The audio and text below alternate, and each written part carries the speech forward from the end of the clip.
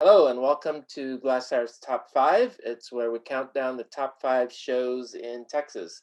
And this is for the week of May 6th, 2021. My name is Christopher Blay. I'm Christina Rees, and we're just gonna jump right in. So, number 5 on our list this week is called Truly Texas Mexican. This is actually a documentary about a Houston food and culture writer and host named Aiden Medrano, who's done this truly remarkable documentary called Truly Texas Mexican. And it's kind of a philosophical treatise on food and culture at the border, as well as decolonization of food and culture. Neil Farso just wrote a really nice piece about it for us, and it is airing on various PBS affiliates in Texas. And you may also just be able to stream it, buy it and stream it through one of your streaming subscriptions. But his description of this documentary and how it kind of changes tone in some ways halfway through, earlier kind of almost like a travel log food show, like a Bourdain kind of thing, to something a little bit heavier and a little bit more insightful. It's really compelling, and look for that on your local PBS affiliates. I know for a fact that tomorrow night it is airing on San Antonio's affiliate. That's the 7th. So Truly Texas Mexican. Go to the website and read this review, and then if you can, check out this documentary. Number 4 on the list is Jeff Wheeler, Selections from the Lockdown. It's a sampling of work created by Wheeler between March 15th and last week. So lockdown art looks sort of like collage and drawing. Well, so he has two things going on in Texas right now. One is at Mighty Fine Arts in Dallas. That's under his name.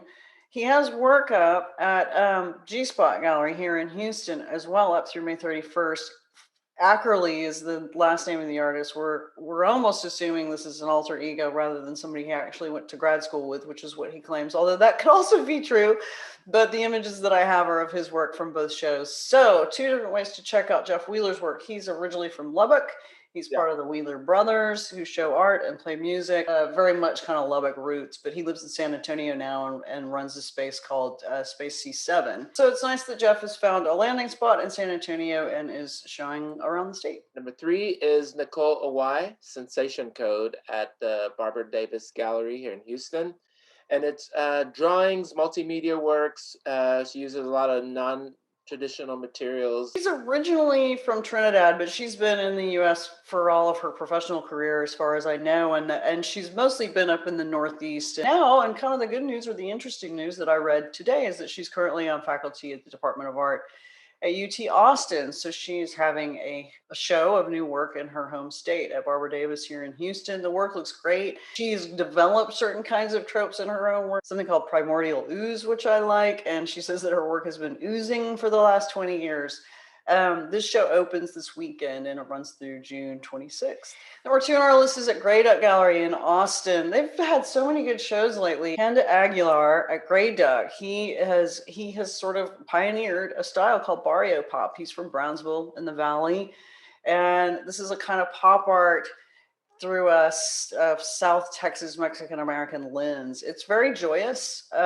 He's a self-taught artist. His work does make it out around the state. The first time I met him in person was actually, again, it was up in Lubbock. He had a solo show at Luca up there when I was doing a residency at CASP. He's a delightful person, and he's tremendous energy. I mean, the guy is he's as enthusiastic in person as he is in his work. I met him when we were in the Texas Biennial a couple of shows ago, and as colorful as his work. All right, number 1 on our list is Mexico, The Border and Beyond, selections from the Juan Antonio Sandoval Jr. collection.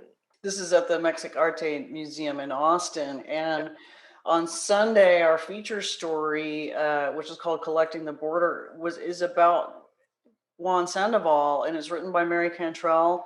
She took the trip to El Paso to start gathering up his history. This is going to be a 2-parter. We've run part 1. We'll run the other part in a couple of weeks. And it's an extraordinary story. This man came from very modest means and built an absolutely stunning collection of work that has been given over or acquired by Mexicarte, and they are doing their best to be the best kinds of custodians of this work. Yeah. And this is a show of the collection, just certain parts of the collection, because the collection is pretty big. Also, his book collection, which is evidently it's just invaluable. So it's an inspiring story. It's very cool. Give it a read. And this show is up at Mexicarte until August 22nd. So you have almost the summer to see it. If you're heading into Austin, that is definitely one to catch. And look for the second part of that two-part series. Not this coming Sunday, but Sunday after.